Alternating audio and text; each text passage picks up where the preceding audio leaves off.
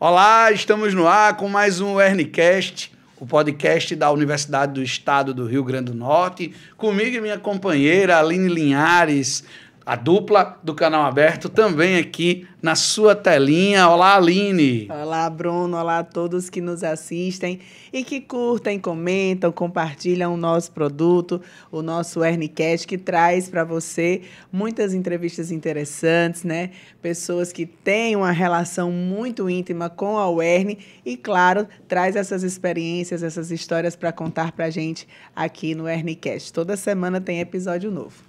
E hoje a gente vai receber um professor que é muito importante da nossa universidade, o professor Rodolfo Cavalcante, que já foi pró-reitor de pesquisa e pós-graduação, hoje é professor do mestrado, do curso de medicina, é um professor que tem muita história para contar e que recentemente esteve na China. Ele foi para a China, mandaram ele para a China e ele foi. Então ele vai contar também um pouquinho dessa experiência lá no meio dos mandarins, dos chineses, desse país que tem crescido tanto nos últimos anos, que tem caminhado aí para se tornar a maior economia do planeta ao longo deste século. A gente vai bater um papo com ele, e ele manja muito sobre questões de neurociência, dessa área. A gente vai bater um papo com ele sobre isso e sobre também a evolução da pós-graduação da Werni. A gente não pode deixar de lembrar, a pós-graduação da Werni está completando 15 anos. A gente já bateu um papo com o professor Carlos Ruiz, que deu o pontapé da retomada da pós-graduação da Werni. E a gente também vai ouvir agora o professor Rodolfo Cavalcante. Seja bem-vindo, professor. Olá. Olá, Bruno Barreto. Olá, Aline Linhares. Antes de qualquer coisa, eu gostaria de dizer da honra, da satisfação de estar aqui. Eu que já conhecia vocês do Canal Aberto, né? Quantas sextas-feiras a gente já esteve ali junto para falar de diversas ações da universidade. E hoje aqui, estando aqui nesses primeiros episódios do Wernicast, né? É uma grande satisfação. Eu que sou um entusiasta dos podcasts, né? Até porque eu considero o podcast como uma ferramenta extremamente democrática.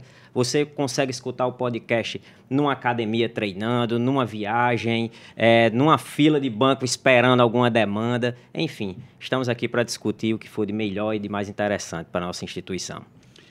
Professor, começando um bate-papo contigo, fala um pouquinho como é que começou a tua relação com a Werni. Conta como iniciou essa sua história. Bom, eu sou egresso da instituição, né? Eu sou egresso do curso de enfermagem. Ali por volta de 2002 eu fiz a licenciatura e bacharelado na universidade, me formei em 2006.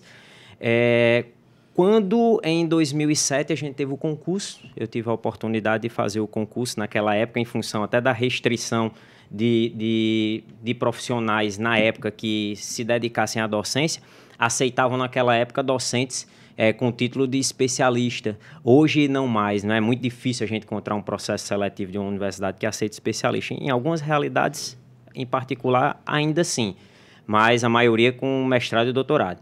Então, em 2007, eu fiz o concurso e fui trabalhar em Pau dos Ferros, né? E fiquei lá durante 3 anos. Depois eu fui transferido para a Fax em função da minha área de formação. Naquela época, eu tinha começado a fazer mestrado em psicobiologia, que eu costumo dizer ao pessoal que psicobiologia é o braço mais antigo, mais tradicional que a gente tem da neurociência, né? Seria a old school da neurociência aqui no nosso país, a psicobiologia. E aí, em função disso, me convidaram para ser professor lá na Fax. Daí para frente, foi só agregando trabalho de pesquisa, trabalho de extensão, atividades de gestão na universidade, né? Ao longo desses 16 anos que eu estou na universidade, de 2007 para cá, praticamente 13 dos 16 anos, em algum momento ou outro, eu estava com o pé na gestão da universidade, posso assim dizer.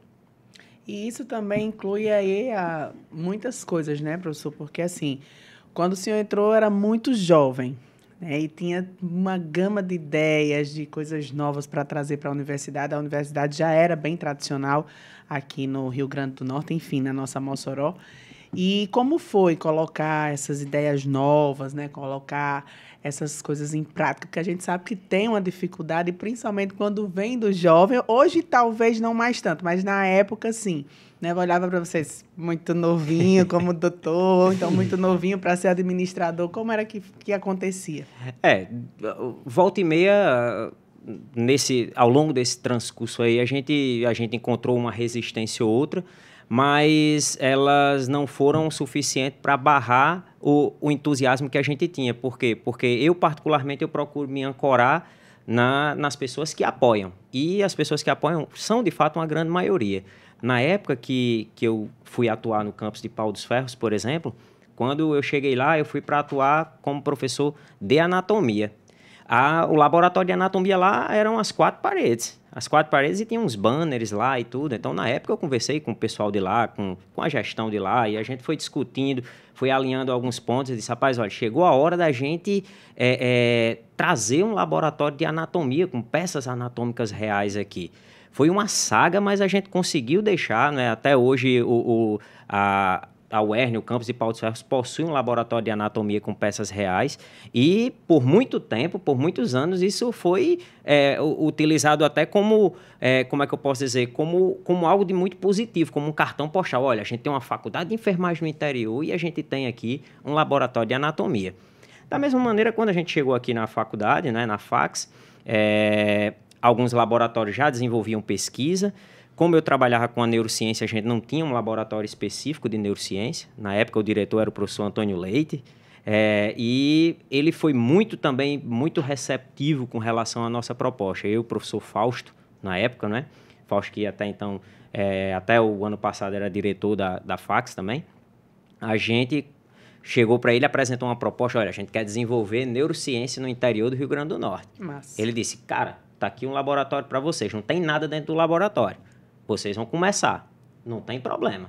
Arranja só umas 3 ou 4 cadeiras aqui para a gente sentar. Foi assim que começou a história do LabNeuro, né? O Laboratório de Neurologia Experimental. 4 paredes também, 3 ou 4 cadeiras que a gente conseguiu ali na faculdade. E hoje é um laboratório que é conhecido aí internacionalmente. A gente faz pesquisa de ponta, a gente tem internacionalização, a gente recebe recurso. Então, além de toda a vontade que a gente tinha de fazer a diferença, a gente encontrou boas pessoas que compraram a ideia. E parece que você gosta, né, desse negócio? De enfrentar esses desafios, assim, do zero para chegar no nível internacional. Pois é. Talvez, Aline e Bruno, a minha missão na universidade, ela perpasse por isso. Algumas pessoas que vão chegar mais na frente, né, que, por exemplo, no futuro, quando eu me aposentar, virão outros professores, vão encontrar um caminho já trilhado, mas o objetivo deles, a obrigação deles deverá o quê? Ser desbravar o para frente. Até aqui a gente entregou tudo pavimentado. É o para frente. Eu costumo dizer isso. Hoje eu me encontrei aqui previamente com o Bruno, e ali a gente estava embaixo da mangueira, e aí me veio um insight aqui. Eu disse, olha, o cara, eu nem sei quem foi, mas o cara que plantou essa mangueira aí, ele provavelmente não conviveu, ele não desfrutou dessa sombra, né? Mas você imagine se a pessoa tivesse apenas e tão somente o compromisso de dizer assim, rapaz, olha, eu só vou plantar uma árvore se eu for desfrutar da sua sombra. Vai ser muito difícil, a gente não teria árvores hoje, né? Verdade. Então, eu tenho que pensar na universidade para frente, o que é que virá de oportunidade. Então, assim, quanto a isso aí, eu acho que talvez o meu papel existencial nessa instituição seja disso, de tentar pavimentar o máximo de coisas para a turma que vai vir aí. Professor, uma coisa que eu queria lhe perguntar, como a neurociência foi parar na sua vida? Bom, essa é uma pergunta interessante e às vezes eu utilizo até essa história para tentar motivar os meus alunos. Quando eu fui para ser professor lá no campus de Pau dos Ferros, eu tive a oportunidade de ser professor da saúde coletiva. A base da gente, da enfermagem, a enfermagem da UERN, ela é uma referência. Ela era até então uma referência na saúde coletiva. Então eu tinha de tudo, eu tinha todas as ferramentas para trabalhar com a saúde coletiva. Entretanto, eu encontrei um terreno ali, uma oportunidade de tentar fazer o meu nome numa área que outras pessoas não tinham trabalhado ainda, não é? Pegar um enfermeiro para trabalhar na área de anatomia.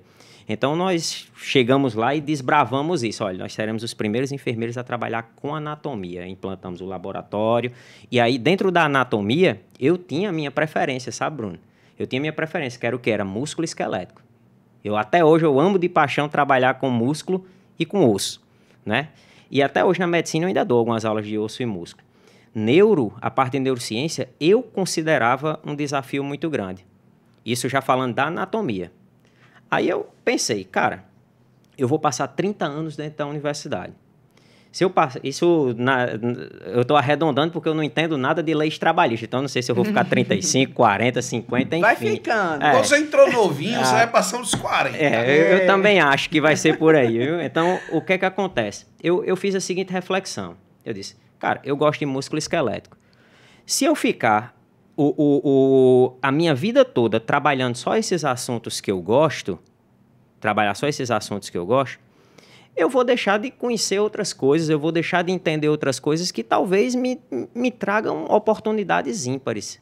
Aí foi quando eu conheci o professor Fausto. O professor Fausto é um neurocientista que eu tenho um carinho, uma admiração muito grande. Aí Fausto disse, cara, lá em Natal tem uma pós-graduação que é a sua cara. Aí eu disse, o que é que eles trabalham lá? Neurociência. Eu disse assim, meu irmão, neurociência não é o assunto que eu gosto tanto, mas talvez eu possa fazer um diferencial. E foi assim, eu comecei indo pela necessidade de fazer uma pós-graduação e motivado por aprender algo novo. Então, hoje, eu me construí enquanto neurocientista a partir desse desafio.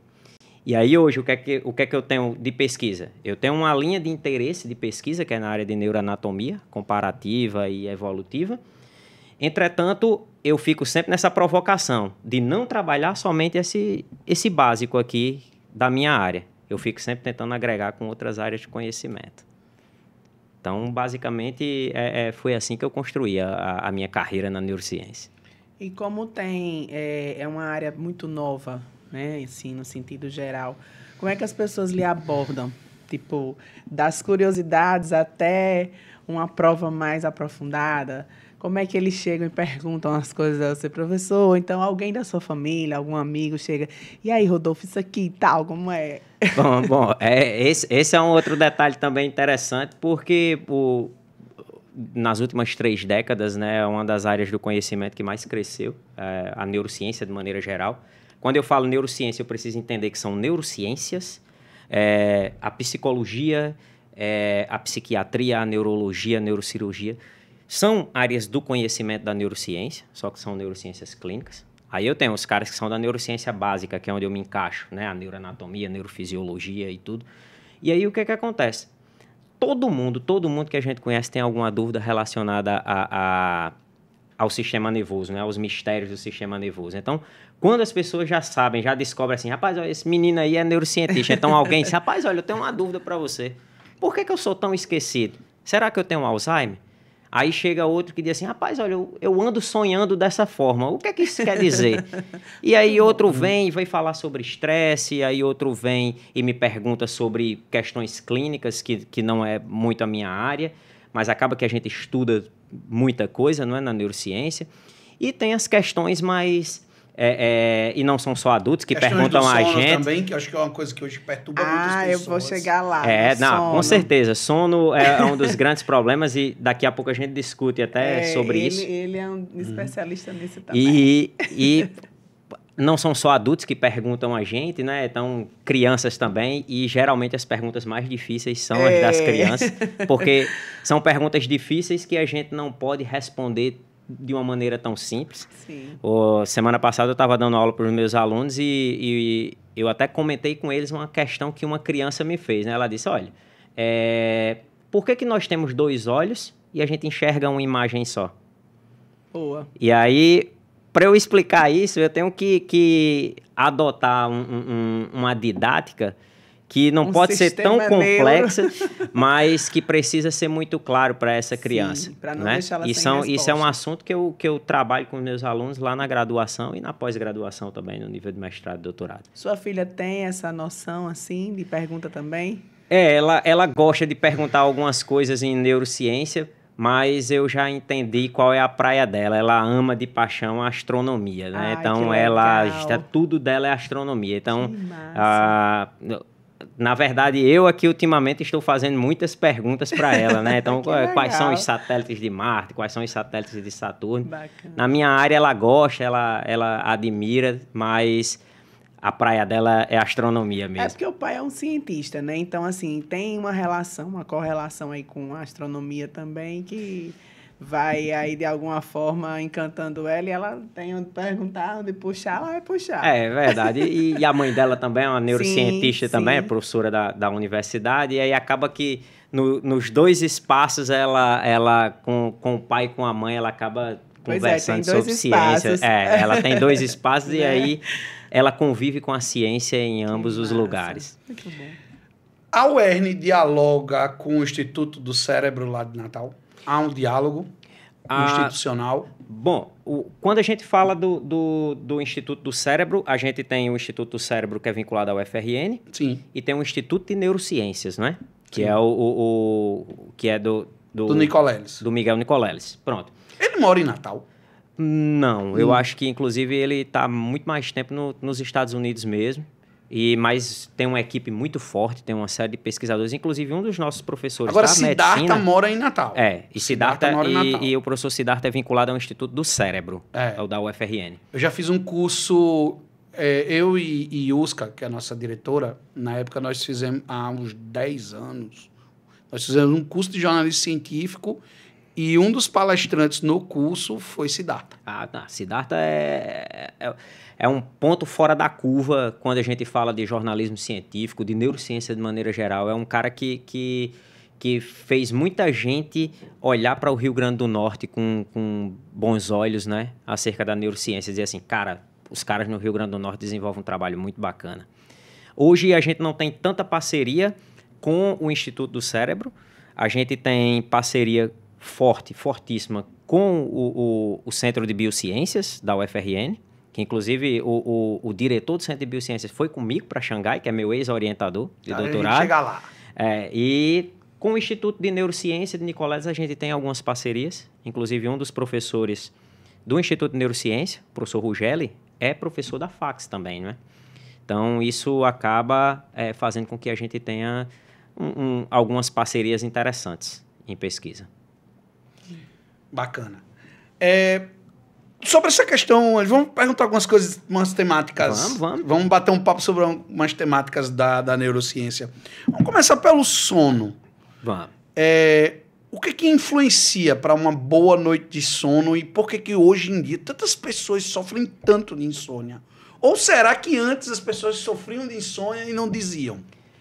Bom, vamos lá. Eu acho que as duas coisas são interessantes. Talvez antigamente muitas pessoas sofriam, mas a gente não tinha uma precisão no diagnóstico, a gente não tinha uma exatidão no diagnóstico, até porque as pessoas não tinham total esclarecimento de que da grande importância do sono na nossa vida, né?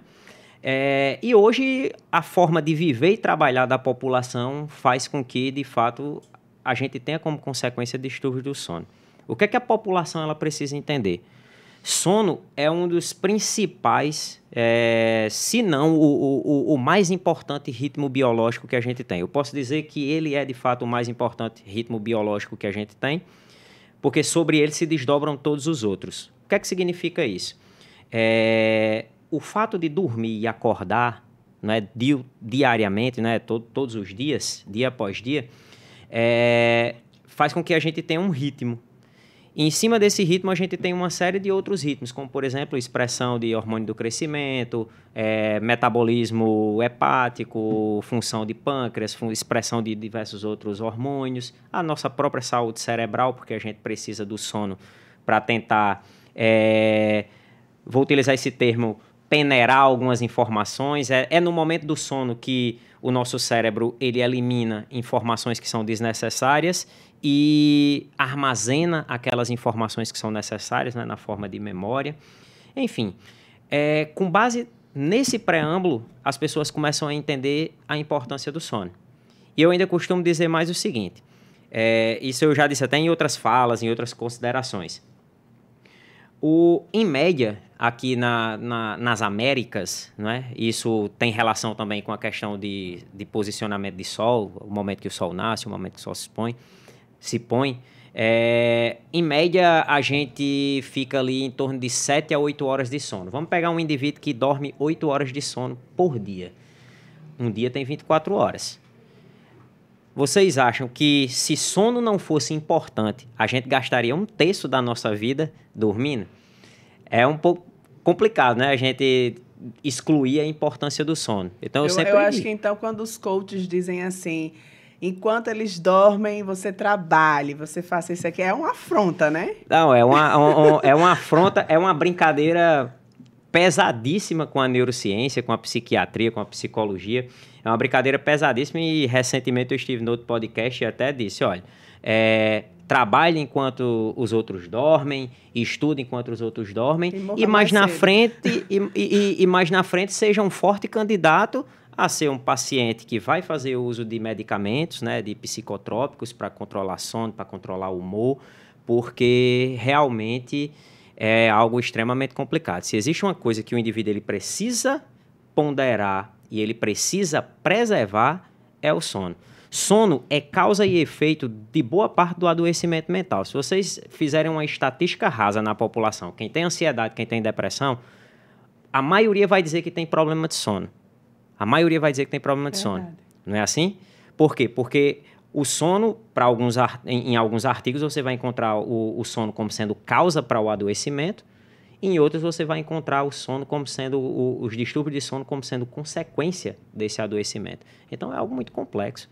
Intuitivamente, desde criança, eu entendi isso muito cedo, que o sono era muito importante. E preserve isso. Inclusive, tem até estudos, né, professor, que mostram que a questão do horário da criança estudar, né, vai muito do que ela vivencia ali, do que ela tem até como descanso e tudo. Por isso que algumas crianças funcionam mais de manhã e outras funcionam melhor à tarde, né? Porque tem essa questão dessa reparação do sono, da criança estar realmente ali. Eu passei minha vida frustrada, porque eu acordava muito cedo. Eu acho que eu queria dormir sempre um pouco mais. Você estudou sempre de manhã, no caso? Sempre de manhã. Sim. E quando eu consegui estudar de tarde, eu passei só 1 ano. Era a maior felicidade da minha vida, que eu conseguia dormir, né?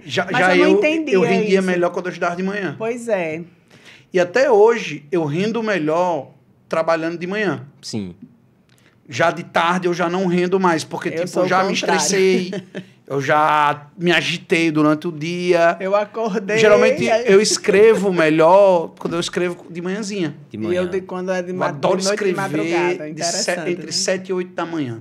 Pronto. Adoro escrever textos analíticos nesse horário. 7 e 8 da madrugada. Porque aí nesse caso, a gente vai entrar num ponto que é bem interessante, que é o que a gente chama de cronotipo.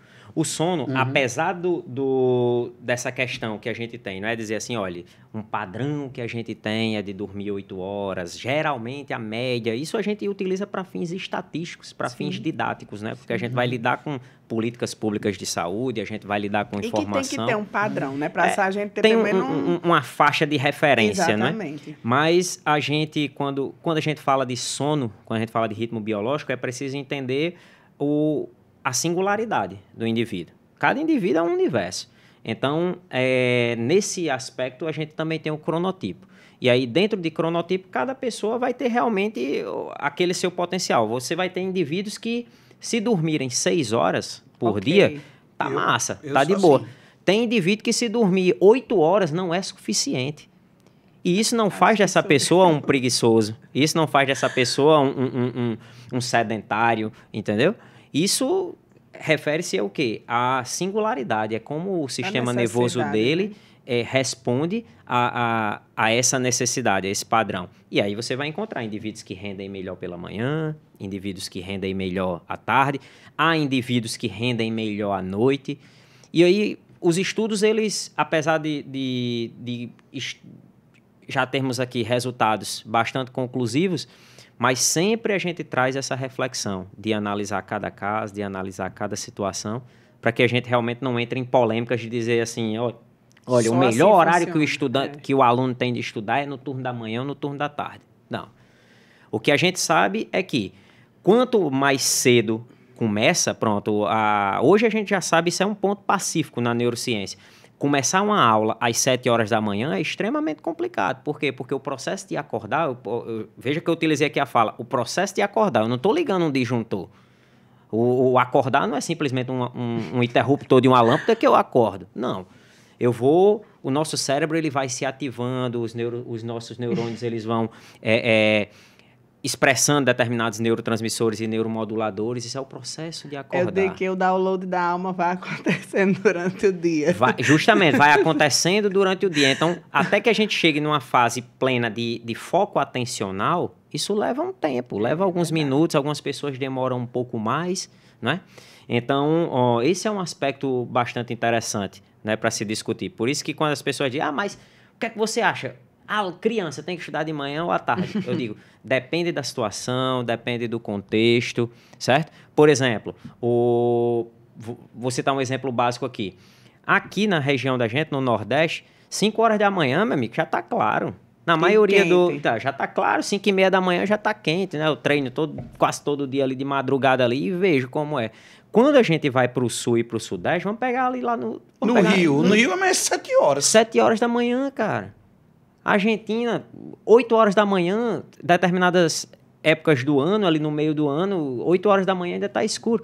Você pegar uma criança e levar de 7 horas da manhã ainda escuro, o cérebro dela ainda está entendendo que é fase de noite. Certo? Então, são esses pontos que a gente precisa ponderar com o passar do tempo. E aí, lógico, no sul, no sudeste, existem algumas instituições de ensino que elas começam a aula um pouquinho mais tarde porque elas já entendem o valor científico disso que a gente está falando. Hoje, com as tecnologias, as pessoas ficam muito no celular. O quanto o celular contribui com a insônia? Eu digo isso por uma experiência própria. Eu fui percebendo que quando eu ficava mexendo muito no celular, em vez de estar vendo um seriado, um filme, um jogo de futebol, ou lendo, eu fui percebendo que eu dormia mais tarde, quando eu ficava mexendo no celular. A partir do momento que eu parei de ficar o tempo todo mexendo no celular e fazendo essas outras atividades, eu voltei a dormir mais cedo. E passei a acordar mais cedo e aproveitar melhor meu dia. Acordando mais cedo. Qual o peso que a luz do celular tem em provocar insônia? Total. A influência que as telas têm em provocar insônia é a mesma coisa que o álcool tem na nossa incapacidade de dirigir, né? Então, se quer dormir bem, afaste-se das telas. Da mesma maneira a gente disse, se for beber, não dirija. Se for dirigir, não beba. Mas tem a ver com a distância.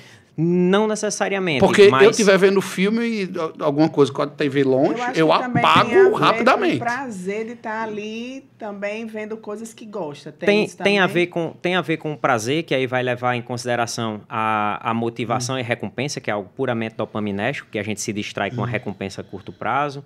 Tem a ver com a luminosidade, certo? Com a oferta de luz. Lógico que quando a gente tem uma tela mais próxima da gente, ela vai incidir, não é? Sobre os nossos olhos. Os nossos olhos vão mandar uma informação para o nosso hipotálamo, que daí vai chegar no nosso epitálamo, numa regiãozinha chamada glândula pineal, que expressa um hormônio chamado melatonina, que as pessoas hoje, em farmácia de manipulação, em farmácia vende, né? Melatonina, que é de fato um hormônio, né? Que sinaliza para o nosso corpo que é fase de noite. Quando a gente tem aqui uma luz, né? Uma tela incidindo sobre os nossos olhos, essa mensagem é mandada para o nosso cérebro como se tivesse durante o dia.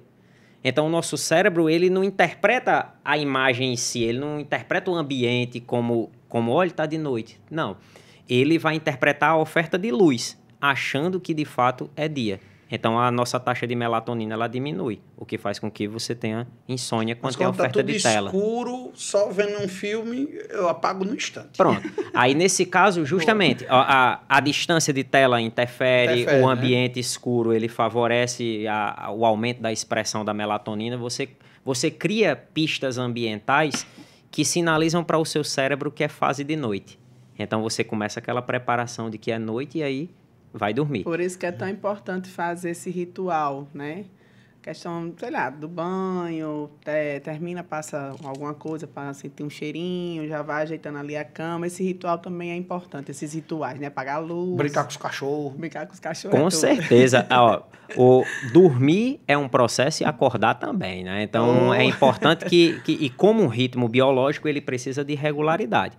E algumas coisas que a gente faz com regularidade, elas tem ali alguns mecanismos que são tangenciais, que vão dando para a gente a ritmicidade, né? Existem pessoas que são bem sincronizadazinhas com... Olha, terminou a novela, o cara já está dormindo, né? Olha, terminou o banho, vem ali o leite, vem aqui a ceia, né? Aquela comida mais leve e tudo. Então, são elementos que são tangenciais e que ajudam o nosso cérebro a entender o mecanismo de noite. E aí ele vai o quê? Se preparar para dormir. Da mesma maneira é o processo de acordar. Professor, tem até assim a questão também de quando a gente está muito cansado, né? Aquela coisa assim que realmente o dia foi mais puxado e tal, que a gente não consegue dormir, a gente não consegue relaxar para dormir, né? Como é que a gente pode fazer ali para dar uma aliviada, né? Assim, e conseguir relaxar e dormir? Porque às vezes você está tão cansado, que você adormece, né? Apaga, como a gente diz. Mas tem hora que tá ali numa situação que você está tentando dormir, vira para um lado, vira para o outro, nada consegue. Pronto. O que é que acontece nesse tipo de situação? O dia a dia, extremamente estressante, ele gera para o nosso cérebro uma descarga de neurotransmissores e neuromoduladores ligados ao estresse. Então, eu vou ter o quê? Uma grande quantidade de cortisol, uma grande quantidade de noradrenalina, uma grande quantidade de glutamato. Então, por mais que tenha encerrado o dia, o meu cérebro, os meus neurônios ainda não depuraram essa grande quantidade de neurotransmissores ligados ao estresse. Então, por mais cansado que eu esteja, o meu cérebro ele não consegue captar a informação de que é hora de dormir, que é necessário iniciar o processo de sono, não é? Então, mais uma vez, esses elementos tangenciais, né? Esses comportamentos tangenciais, eles vão ser muito importantes. Lógico que quando eu entendo a necessidade do sono, a importância do sono, eu vou começar a regular isso também na minha vida, a questão da rotina que eu levo, não é? A rotina que eu levo, os estresses que eu tenho ao longo do dia, que isso também é muito importante ser ponderado ao longo da minha vida, ao longo da minha semana. Por quê? Porque se eu tenho constantes descargas de estresse ao longo do meu dia a dia, significa dizer que ao longo do meu dia a dia eu vou ter problemas para dormir. Aí, geralmente, esse contínuo, essa frequência que eu tenho de insônia, mais na frente pode desencadear numa ansiedade, pode desencadear num transtorno do pânico, num episódio de depressão, um transtorno depressivo maior, enfim. É mais ou menos isso que acontece com o nosso cérebro. Muito legal. Professor Rodolfo Cavalcante aqui. Uma aula do sono. Né? Professor Rodolfo, e essa experiência de ter ido para Xangai, como foi? O que é que o senhor foi fazer na China? Homem, vamos lá. Eu posso dizer a vocês que ao longo desses 16 anos, aí, quase 17 anos de universidade, essa foi a experiência assim, mais impressionante que eu tive na minha vida. Talvez qualquer descrição que eu faça aqui vai ser injusta em função de tudo aquilo, porque em um dado momento da minha carreira eu estava num laboratório lá em Pau dos Ferros, a gente estava tentando montar as coisas, entendeu? E 16 anos depois eu estava num evento, lá estavam 24 neurocientistas dos países que compõem o BRICS. Desses 24, eu posso dizer para vocês que uns 6 ou 7 eu já conhecia de ler as referências dos caras, de ler os livros do cara, de ler todos os artigos. Tipo assim, eram os caras que eu dizia assim, rapaz, sabe aquela criança que sonha em conhecer um Neymar, que sonha em conhecer um Cristiano Ronaldo? Pronto, era a minha relação com uns 3 ou 4 desses caras, entendeu? Então, eu tive a oportunidade dos caras escutarem o que é que a gente faz aqui na Universidade de Neurociência. Eu acho que o melhor, Bruno, foi, além dos caras escutarem, não é? De tipo assim, cara, eu gostei do seu trabalho, vamos fazer isso, olha, vamos ver essa possibilidade da gente construir junto, vamos escrever isso aqui, eu acho que daqui dá pra gente fazer um projeto comparativo. Então, só para que vocês tenham ideia, a partir desse BRICS, né, do BRICS Neuroscience Symposium, a gente consolidou uma parceria muito forte com o pessoal da África do Sul, que são para mim, são os neurocientistas evolutivos e comparativos que são mais top do mundo. E a gente construiu aí, eu estou com 3 projetos a gente submeteu no CNPq em parceria direto com o cara. Então, tipo, se desses 3 aqui a gente conseguir aprovar os 3, massa, meu irmão, massa para a universidade. Se eu conseguir aprovar um, ano que vem vocês já vão ter a oportunidade de fazer podcast com os caras, tá entendendo? Olha, a gente tem que aprender a falar inglês, viu, Aline? Então a gente... Não, e eles vão aprender também a falar o português. Acho melhor. Então, o que importa pra gente é isso, é a universidade, é o mundo entender o que a gente faz aqui. E vocês foram apresentar qual projeto lá, qual trabalho? Cada país nessa parceria do BRICS, cada país enviou... Isso começou um discurso entre 5 pesquisadores, né? Eu fui convidado pelo colega da África do Sul e tínhamos um pesquisador da Índia, um da China e um da Rússia. Isso começou a ser planejado entre 5 pesquisadores. A China, de todos, é o que realmente tinha mais recursos, então ela disse, olha, eu vou custear a ida de todo mundo. E aí eu queria que cada país mandasse 3 pesquisadores. Cada país mandasse 3 pesquisadores.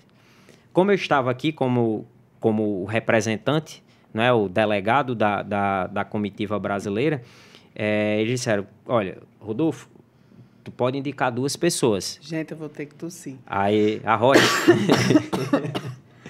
Faz parte, né? Eu tô muito rouca ainda. Então, o que acontece? Eles disseram, rapaz, Rodolfo, tu tem a oportunidade de convidar 2 pessoas. Aí convida um de outra instituição que trabalha dentro dessa área de neurociência, pegada de neurociência, também comparativa e evolutiva, e um jovem pesquisador. E aí, o que foi que eu pensei? Eu disse, cara, eu vou levar o meu aluno de pós-doc e vou levar o meu ex-orientador. Porque assim eu tive... Pare para poder cortar. Que horrível. É porque a garganta coça. Deixa eu beber água. Vai lá. Aí dá para terminar e... Ele vai contando aí, a Aline passa. Gravado é bom por isso. Vai. Essa é a vantagem, né, de graça? Imagina se fosse ao vivo aí, tá? Só puxando. Pode continuar, que tá fechado em você. Sim, tá fechado? Então, eu tive a incumbência de indicar 2 pesquisadores. Aí disseram, olha, chama um jovem pesquisador que está iniciando aí na trajetória e chama um outro pesquisador de uma outra instituição que tenha afinidade com suas pesquisas. Então, eu pensei e disse, cara, eu vou chamar o meu aluno de pós-doc, que é daqui, é vinculado aqui ao Programa de Saúde e Sociedade, e vou chamar meu ex-orientador. Assim, eu tenho a oportunidade de mostrar para a sociedade o real sentido do que é geração de oportunidade. Por quê? Porque eu estou dando a oportunidade a um aluno meu de ir e... Tá. Beleza. Então, assim, eu tive a oportunidade de indicar 2 pesquisadores. Eu indiquei o meu aluno de pós-doc e indiquei meu ex-orientador. Porque, assim, eu tento mostrar para a sociedade o real sentido do que é, Bruno, da oportunidade. Eu dou a oportunidade ao meu orientando hoje de doutorado, um grande amigo de pós-doutorado, um grande amigo que eu tenho, o professor Paulo Leonardo, e chamei o meu ex-orientador para ir, até como uma forma de gratidão, de dizer assim, cara, olha, foi por oportunidades que eu cheguei até aqui, então agora eu queria que você estivesse comigo aqui também. Então eu levei o meu ex-orientador, que é professor da UFRN, né? Então a UFRN foi conosco, e levei um aluno de pós-doc aqui para ser palestrante também no evento. Você dá aula de pós-doc aonde? Não, vinculado aos programas de pós-graduação, né? A UERN, a FACS hoje, a gente tem 3 programas de pós-graduação. Não me pergunte como eu faço isso, mas hoje eu estou lecionando nos 3. Então, a gente tem saúde... Eu sei o que é, bater escanteio e correr para cabecear. Pois é, mais ou menos, e aí ainda apitar o jogo, né? Então, eu estou no mestrado de saúde e sociedade, aí estou no doutorado de fisiologia e mestrado também. E na bioquímica eu estou no mestrado e no doutorado também. São 3 programas de pós-graduação. E aí a gente tem aluno de mestrado, de doutorado e tem bolsa de pós-doc também. Então o bolsista de pós-doutorado ele já é um professor, ele já é um pesquisador com título de doutor e ele vem fazer um estágio aqui conosco. O chamado estágio pós-doutoral, né? Exatamente, o estágio pós-doutoral. Então... A gente levou aí para essa delegação. A delegação da UERN foi composta por mim e por um aluno nosso de pós-doutorado. Rodolfo, esse evento, lá do BRICS, que você foi, também é uma oportunidade de internacionalização da UERN. Exatamente. E a gente manteve aí contato constante com a diretoria, não é, de assuntos internacionais, o professor Pedro Adrião, quem eu já mando um abraço aqui, que ele sempre foi muito receptivo às nossas questões e já estou aqui agendando com ele as nossas reuniões de feedback e novas parcerias que surgiram a partir desse evento, né, do BRICS Neuroscience. E são estratégias como essa, Bruno, que fazem com que a universidade consolide a sua internacionalização, né? Quando a gente pensa em internacionalização, pensa no seu sentido amplo, que é o quê? A garantia do desenvolvimento de pesquisas colaborativas com instituições internacionais, é o intercâmbio, é a capacidade da gente sair daqui e ir para essas instituições e a capacidade também de receber essas pessoas aqui. Então, a internacionalização, ela não é formada por ações isoladas, ela é formada por algo que é construído de maneira muito complexa, é o construir junto. Então, essa proposta do BRICS e outras que virão mais na frente, elas partem desse pressuposto, de construir coletivamente, né, de trabalhar o desenvolvimento de todas as instituições envolvidas no processo. É um trabalho de longo prazo. Eu lembro ali 2010, 2011, vamos fazer internacionalização, aí tinha o curso Sanduíche, tinha o Ciências Sem Fronteiras, e fazia esses eventos, essas parcerias da universidade com outras instituições. Foi tudo muito passo a passo e hoje você acha que dá para voltar, dá para retomar também essas parcerias? Como é que você vê essas oportunidades para o futuro? Dá. Hoje eu vejo a universidade num outro patamar em termos de internacionalização. E isso se deve a todo o trabalho que foi construído dos últimos anos para cá. A turma pavimentou muito. Hoje a gente tem parcerias muito consolidadas, muito bem consolidadas com diversas instituições fora do país, né? Na Europa, na África a gente tem algumas parcerias aí, né? Eu conversando superficialmente com o professor Pedro Adrião, ele me passou algumas instituições. Agora, numa tacada só, dentro desse evento do BRICS, a gente tem a possibilidade de conveniar aí com instituições da África do Sul, da Índia, da China e da Rússia. E pensando no futuro, numa perspectiva de um BRICS que vai ter abertura, né, para outros países, são outros países que entram nessa rede, na construção coletiva. Então, tudo foi muito bem pavimentado nos últimos anos, até que garantiu a gente essa oportunidade. E eu acredito que os anos vindouros, eles vão permitir a naturalização do processo de internacionalização. O que é que eu considero naturalização do processo de internacionalização? É justamente a gente ter um professor aqui dando aula em outro idioma, a gente recebendo aluno, a gente transformando o cenário intra-institucional em um cenário que passe pelo inglês, passe pelo espanhol, passe agora pelo mandarim. Pedro Adriano estava me falando hoje de manhã que próximo mês a gente começa aqui na universidade com curso de mandarim. Quando eu fiz o mestrado, eu tive um professor português, inclusive, que veio da Universidade do Minho. A universidade aqui tem um convênio muito forte, né? Na época que eu era pró-reitor, eu já me lembro desse convênio aí com a Universidade do Minho. A gente, inclusive, tem vários egressos aqui de pós-graduação na universidade, professores e servidores técnicos administrativos que vieram lá da Universidade do Minho. E como é o envolvimento dos alunos, professor? Eles procuram, eles trazem ideias, como é que funciona isso nesse ambiente, né? Vocês estão aí já bem mais além, né, na questão da internacionalização. Eu acho que para os estudantes, aí a gente entra naquela do que a gente vinha discutindo aqui, né, a analogia que a gente fez com a árvore, né, que o cara que plantou não estava pensando muito bem, rapaz, eu vou curtir essa sombra no futuro, né? E aí o que é que acontece?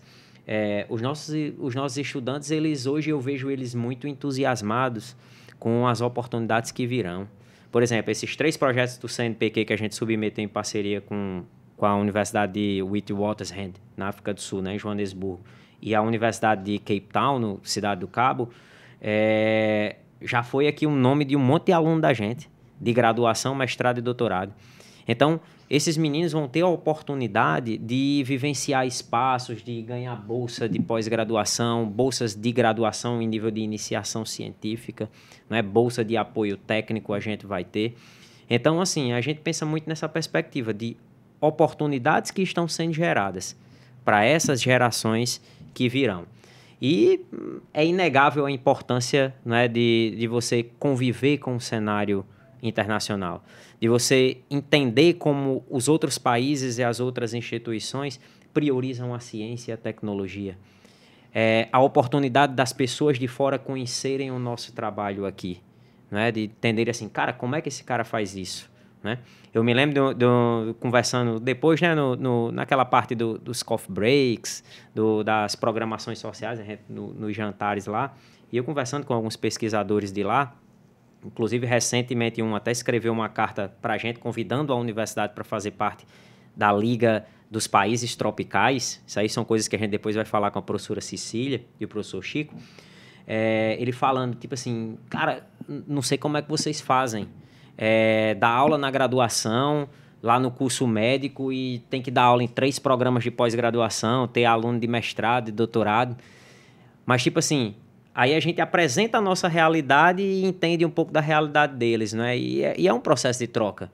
A gente não vai lá para fora só para pegar o que há, vou pegar o que há de bom e a gente não tem nada a oferecer. Não, eu acho que o nosso exemplo aqui é um exemplo muito interessante. Com certeza. A gente tem muito pouco e a gente consegue fazer muita coisa com isso.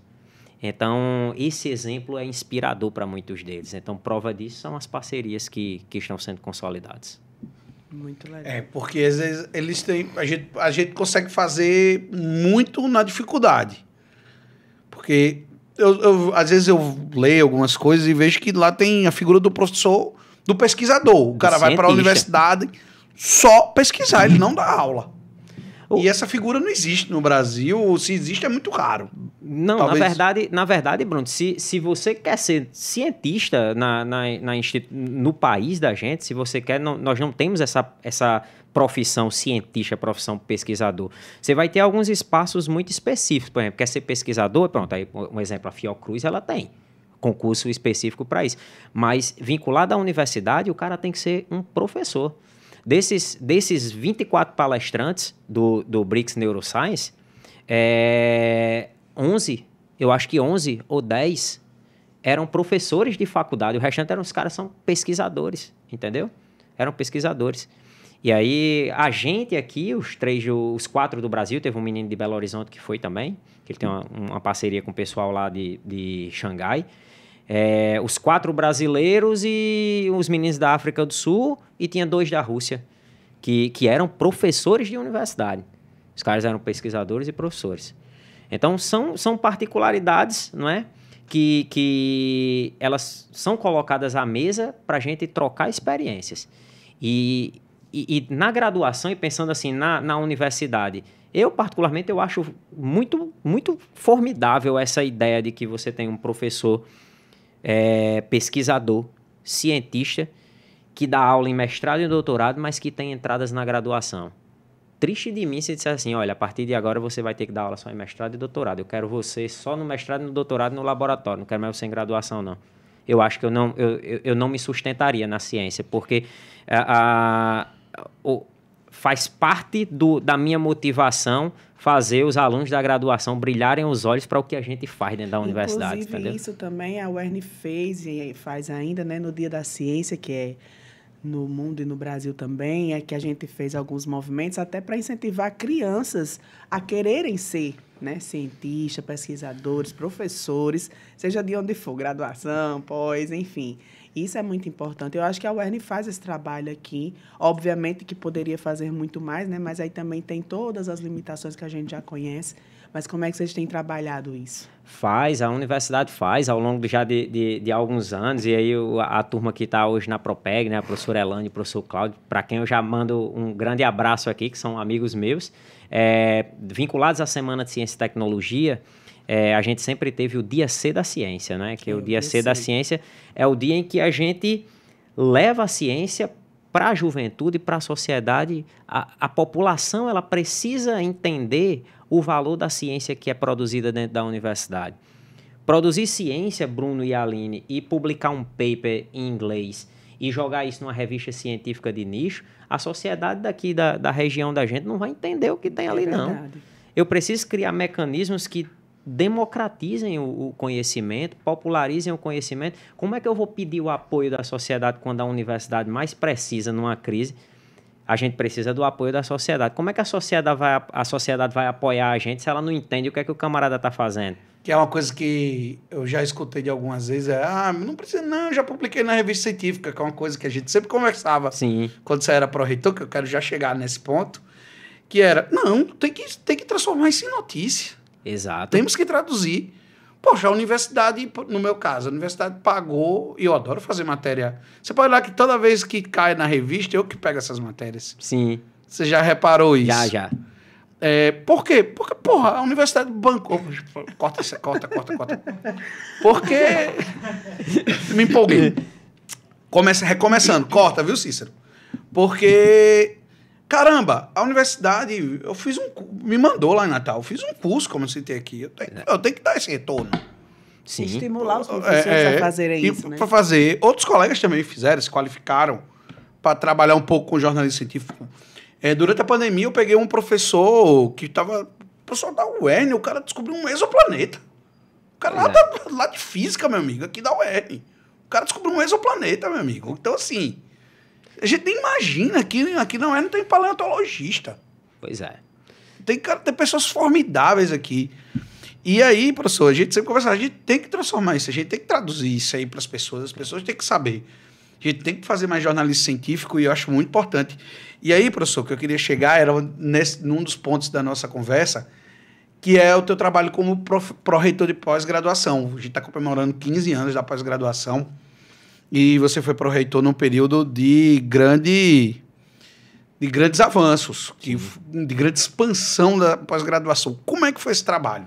Bom, vamos lá. Eu disse a vocês que a minha viagem para Xangai tinha sido a experiência mais extraordinária, né? E aqui ficou em segundo lugar, ali quase em primeiro, junto com a de Xangai, foi a história de ser pró-reitor. Posso lhe dar uma sugestão? Pode. A Xangai foi sua experiência individual e a de pró-reitor foi sua experiência coletiva. Pronto, eu vou pegar essa daí. A experiência coletiva foi exatamente a de ser pró-reitor. Ficou tudo em primeiro lugar. A gente vai criar categorias para... Então, foi de fato a experiência coletiva que eu tive mais extraordinária na universidade. Porque eu saí da bancada do meu laboratório, vamos assim dizer, eu saí da sala de aula para defender ciência e pós-graduação para um coletivo. Não bastava mais as minhas atitudes e as minhas produções lá dentro, não é? Então, a gente pegou um momento muito interessante de pós-graduação. Eu vim ali na sequência do professor João Maria Soares, que foi pró-reitor ali de 2013 até 2017, e eu fiquei de 2017 até 2021. E se vocês olharem nos gráficos, vocês vão ver que de 2013 até 2017... a universidade ela teve um crescimento exponencial das ofertas de cursos, das ofertas de curso. Isso significa dizer o quê? Que a universidade ela pegou um contexto oportuno, que foi a CAPES, ela trouxe à tona, olha, a gente precisa interiorizar a pós-graduação, a gente precisa capilarizar a pós-graduação. E aí você tinha aqui à frente gestores que eram extremamente competentes nessa construção de projeto, de articulação, de montagem de time. O professor João Maria é um maestro nisso daí. Então, o que foi que ele fez? Desenvolveu as ofertas, a universidade rapidinho saiu de 3 ofertas ali e partiu para, eu até anotei aqui, 18 ofertas. A gente chegou em 2017 a 18 ofertas, 18 cursos de pós-graduação. A UERN foi uma das instituições que mais cresceu, proporcionalmente falando, né, dentre as universidades do país. Ela foi uma das que mais cresceu em números de ofertas. E tem uma coisa espetacular que é a universidade que tem a menor cidade com o melhor conceito de um curso de doutorado. Que é o Letras em Pau dos Ferros, né? Que é um negócio espetacular. Então, pois é, cara. E aí, o que é que acontece? Fui assumir em 2017. Quando eu assumo em 2017,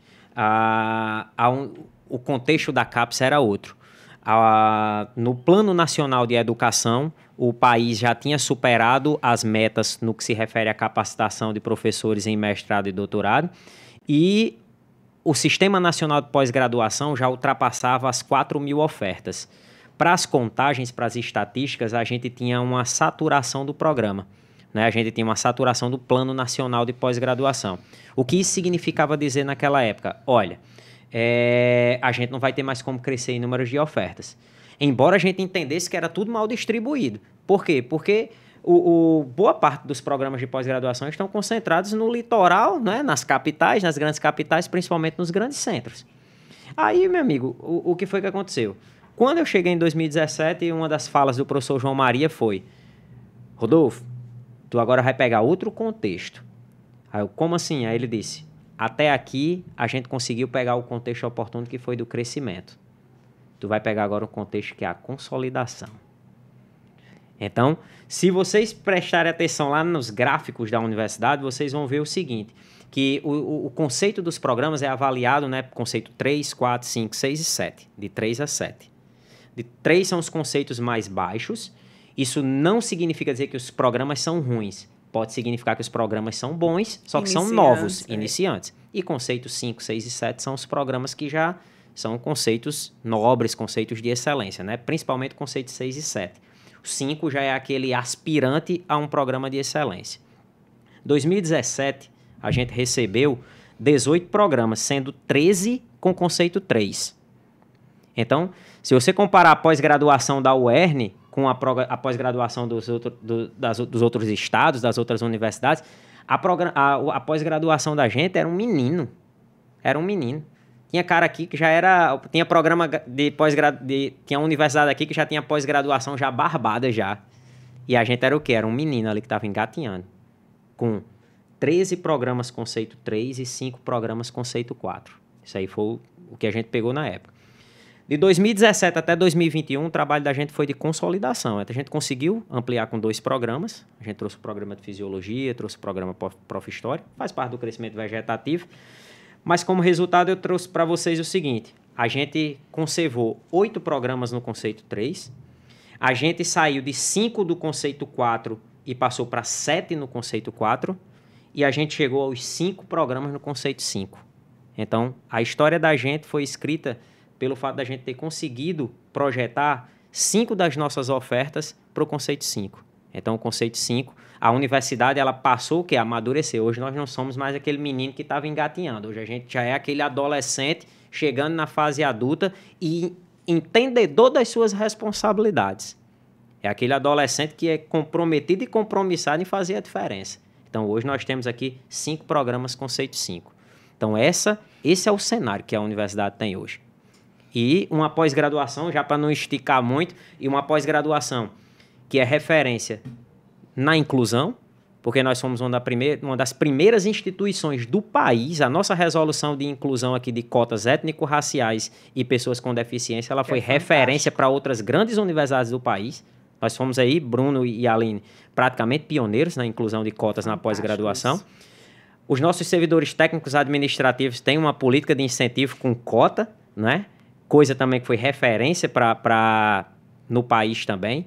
Então, nós temos hoje uma pós-graduação com legislação interna, que foi algo também que foi necessário para que a gente consolidasse a nossa pós-graduação. Então, a gente vem aí aos poucos dando sequência a todo o trabalho de amadurecimento da pós. E pode pensar que não, mas eu vou dar só um exemplo. Lá na GECOM, quase todos os jornalistas já têm mestrado. Ajuda muito. Sim, claro. No dia a dia, porque a gente tem uma noção de como funciona uma pós-graduação. Tem uma noção, ter tido a experiência. A gente conhece por dentro. Cara, melhora a qualidade do trabalho que é prestado, melhora o entendimento da universidade sobre o que é pós-graduação, a sociedade ganha com um trabalho de qualidade e o servidor ganha também com a política de incentivo, por que não dizer, cara, quem é que não sonha aqui em galgar um degrau mais acima e daqui a pouco vocês terão um doutorado, daqui a pouco vocês estão no pós-doc, Daqui a pouco vocês podem estar num evento, numa China da vida, tá entendendo? lá. Dando uma palestra, explicando De vez em qual quando a eu sou experiência chamado, de viu? vocês. Sim. Para dar umas palestras. Então, Tá vendo? arrocha o nó, meu amigo. Vá lá, toda caminhada tem um primeiro passo, né? Verdade. Professor Rodolfo, dava pra gente bater um papo aqui por horas, mas o tempo estourou aqui. Só lembrar que a gente já, quando essa entrevista for ao ar, ela já deve ter exibida do professor Carlos Ruiz, Sim. que plantou lá a sementinha da pós-graduação. Eu achei a estratégia dele fantástica, porque ele fez um catadão lá. O Ernie estava num desespero, assim, podia perder o status de universidade. Exato. Que ele contou, ele fez tipo um catadão. Onde é que tem aqui muito doutor? Onde é que tem muito que dê para montar um mestrado? Ele saiu fazendo um catadão. Aí descobriu que dava para fazer em pau do céu, que dava para fazer em física. E, de repente, já nasceu 3 mestrados. O trabalho dele foi muito importante para que a universidade é hoje. Eu sempre digo isso. A gente precisa valorizar e reconhecer a história de contribuição de cada uma que passou por essa instituição e que, à luz dos contextos que tinham lá, das circunstâncias, conseguiram fazer a diferença. Que é um ponto que a gente tem que sempre lembrar, esses fatos, as circunstâncias, todas as conjunturas, né? Para que a gente tenha conseguido os 55 anos que estamos vivendo. Exato. Pois é. Professor Rodolfo, foi uma satisfação te receber aqui. Que seja a primeira de várias, que você sempre tem muita história boa. Depois a gente vai trazer aqui. Vamos categorizar e trazer ele em várias trazer categorias. Só para bater um papo sobre cérebro. Né? Tem muita coisa para a gente perguntar. Valeu, professor Rodolfo. Obrigado. O Ernicast vai ficando por aqui. Semana que vem a gente traz mais um programa para vocês. Tchau. Não esqueça. Olha. Ô, pressa. Deu nem para se despedir. Oi. Vai ficar feio. Ô, pressa, viu que Cícero tava. Mas ele tem que lembrar que ainda teve os cortezinhos. Viu, Cícero? Vai ter que cortar a parte que ela entossiu que eu falei palavrão. E que eu voltei aqui tudo. Ó, Eric, quando eu fizer assim, é que é tema para corte. Entendi. Eu não tava entendendo. Tema pros cortes. E final. Não, você tá falando só pra Eric. Volta que a gente vai fazer de novo. Mas eu não falo mais não. Claro. Né? Ele tá falando pra refazer. O final. O final. O final, refazer o final. Eu falo no final? Não. Só ele. Só eu e a Aline, né? Isso. Jesus. Professor Rodolfo, muito obrigado. Pode ir? Pode ir. Professor Rodolfo, muito obrigado pela entrevista. O Ernie vai... Quando não é natural. Professor Rodolfo, muito obrigado pela entrevista. O Ernicast vai ficando por aqui. Próxima semana a gente volta com mais uma entrevista especial para você. Tchau! Não esquece, comenta, curta e compartilha para que o YouTube entenda que esse programa é muito bacana e precisa ser recomendado aí para o mundo inteiro. Tchau, até o próximo episódio.